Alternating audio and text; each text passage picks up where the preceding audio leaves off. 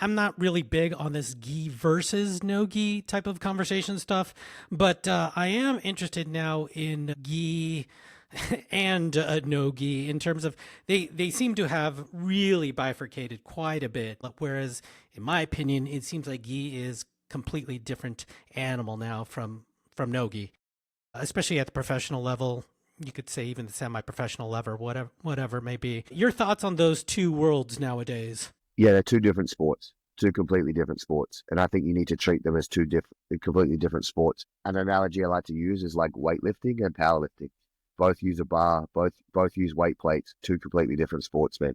Different techniques, different structures, different rule sets, the whole works, man. So I think like now it's very hard unless there's only two ways I think you can succeed at both. Either you already really good, so like a Galval is already really good. He could flip between the two quite easily. Or you're one of these super kids coming through that all they do is train all day from 10 years old. I think if you're early 20s, you're a blue belt and you want to get great at jiu-jitsu, not good, I like great. You can't do both, man. They're two different sports. That's my opinion because you cannot dedicate enough time to be great at either one of them to do both. And again, people don't understand the difference in the levels of the top of the food chain. And then you look at someone like Adele, you go, oh, well, you tell Adele to do both. Adele's already good at both. She's won gi world titles. She's won no gi world titles. So like she was already good at both.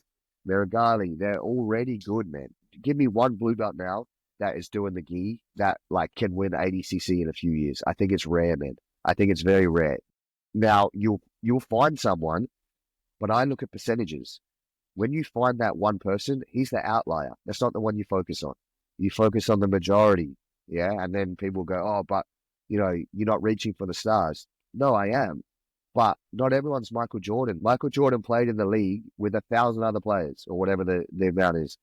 And they were good players, man. They were great. They achieved amazing things. But there's one Michael Jordan. So, like, you can't look at Michael Jordan as, I want to be that guy. Because you're probably not, right? And if you are, good, but you're the outlier.